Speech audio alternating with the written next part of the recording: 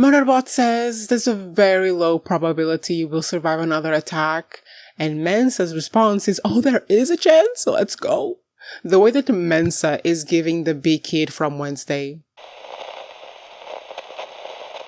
The summary of this episode is very succinct. Gura is being an asshole. You're being an asshole, Gura. An asshole, okay? Murderbot has sacrificed its life or put its life in risk how many times to save you? Actually, just once. Doesn't matter. Gura, you're being an asshole. And I mean, Gura has been against Murderbot since the very beginning, and honestly, I appreciate the dude, the weird, flaky dude who was like, I'm gonna call it Murderbot because that's what he wants to be called, and I'm a respectful person. Thank you very much. I appreciate that. But yeah, we get the moment from the intro where Murderbot leaves them behind and then comes back to help them because he got a plan to defeat, Hit has got a plan to defeat the black bot, and now we know what's going on.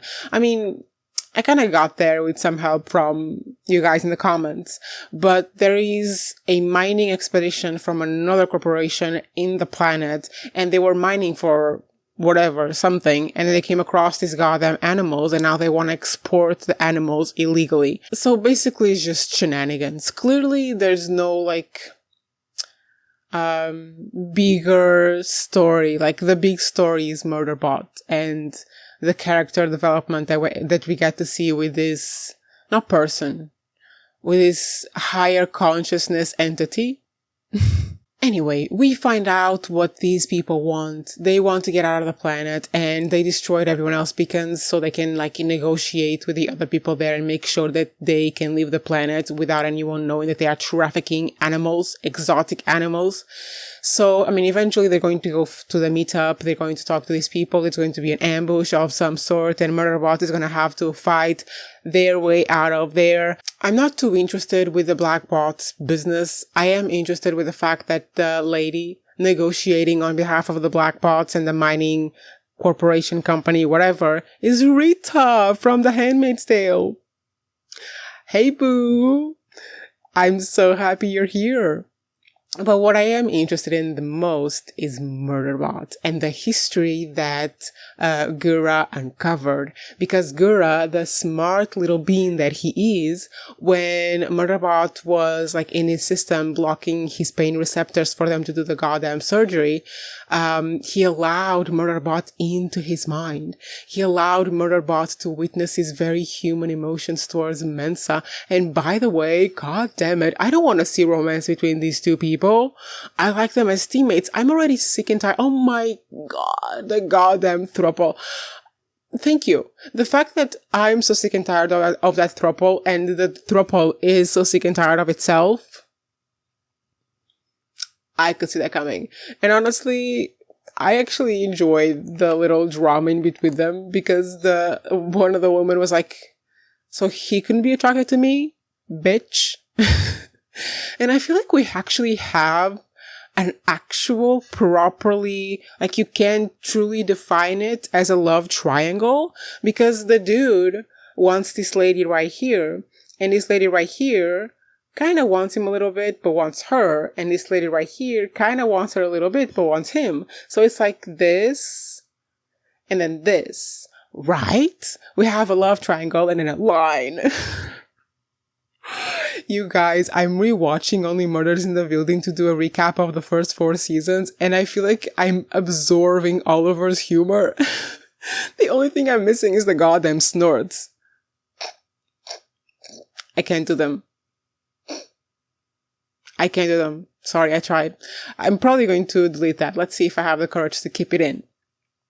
But yeah, I enjoy the part of Gura being smart ass and Nance human, and while Murderbot is in his thoughts, in his emotions. Like, I wouldn't even be surprised if Gura allowed him to see that very vulnerable moment on purpose to lower Murderbot's like barrier so that Gura could get inside Murderbot, and he did, and he finds out that little recording that we've seen Murderbot play over and over and over again, the recording of it kind of killing a bunch of people, because Murderbot has these memories from his past job, right? it's not sure really how it happened, because it even says that, like, I don't know if I was commanded to do it. I don't know if it was like to protect other clients. I don't know if it was like like an undefeatable order or something like that. And I mean, right after Gura exposes it, that's like the fact that it calls itself Murderbot, and then it murdered 57 people in the past, and it has that memory of his past life. And right after Gura exposes that, which makes like Murderbot very vulnerable, he puts his helmet on again, and I was like, oh my god, babybot, don't do that to yourself. And he left. And I was in pain because I was feeling it suffering. Like, this is the most kind of feared thought that Murderbot has, because it can't really figure out what happened. And to this point, I mean, we've heard it talking about it, and it still doesn't know what happened and exactly where that memory comes from. So having it exposed to a group of people who are already kind of suspicious of its like morals and capacity to kill them was really, like, I felt it in my little chest. And Gura, you're being an asshole in this episode, okay? Just so you know, because I know you're watching. Gura, you're being an asshole. But yeah, I think it's important for like the development of the character and the development of the team. And I mean, I don't think, will we see the reason why Murderbot has those memories? I don't think so. But you know what? I'm really, really happy that the team is going to start calling it Murderbot, because that's fun. They've been calling him Seki, and even Seki's kind of cute, to be honest. But yeah, I'm now a lot more curious about what those 57 people were, because we've seen the memory, like the little bits that Murderbot has.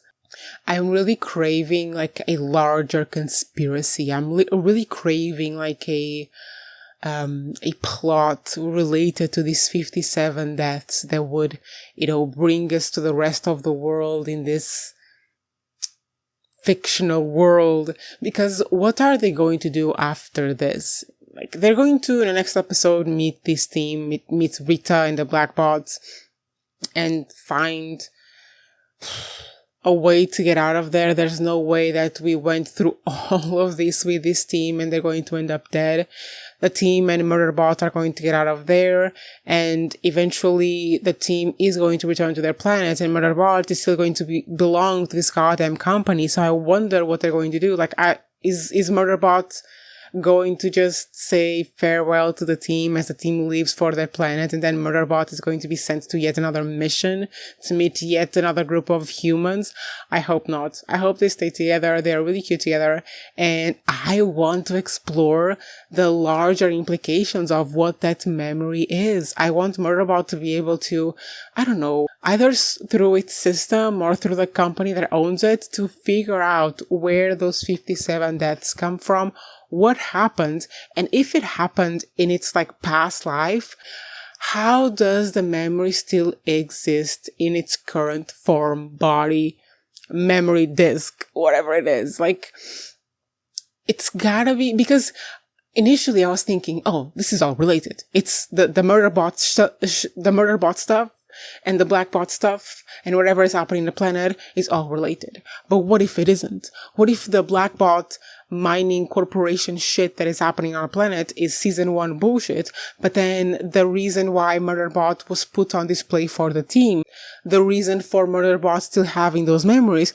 what if this is a different plot, like a more like show-long plot rather than season-long plot, and it is related to like this bigger overarching plot line for the TV show, and it's all about Murderbot and whatever happened in his past life, whatever happened when it killed like 57 people and what is going on. And I hope it's about the liberation of the bots.